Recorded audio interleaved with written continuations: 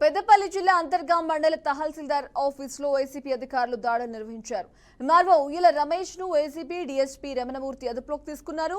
Tractor యజమాని మహేష్ నుంచి 12,000 నగదును ఎంఆర్ఓ డిమాండ్ చేశారు. ఈ మేరకు తహసీల్దార్తో పాటు 60 అధికారులు కేసు నమోదు చేసుకున్నారు. ఇక ఏసీపీ అధికారులను ఆర్ఏ శ్రీధర్ పరారయ్యాడు.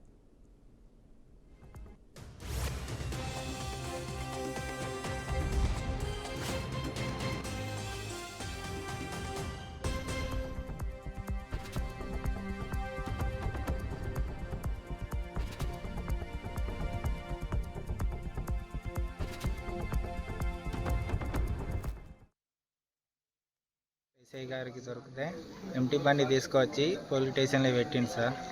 పెట్టి కేసు రాసి బ్యాండ్ ఓవర్ చేసింది సార్.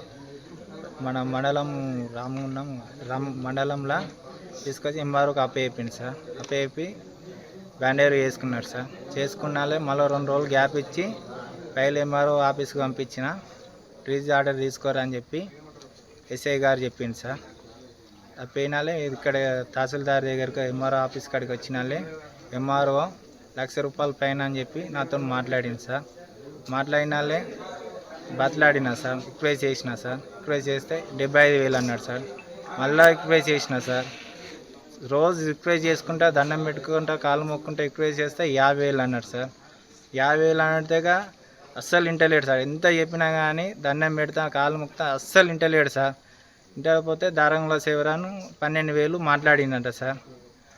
దారంలో శివరం 12,000 కడితే ఆయన నేను 12,000 కట్టినా మహేష్ నేను మాట్లాడతా అంటే అని చెప్పి అన్నాడు సార్. ఆర్ఐ అప్పుడే వచ్చి మండల ఆఫీస్గా మళ్ళా సార్ కలిస్తే ఆర్ఐని పిలిపించి మాట్లాడుకో అని చెప్పి ఆర్ఐతో అన్నాడు సార్.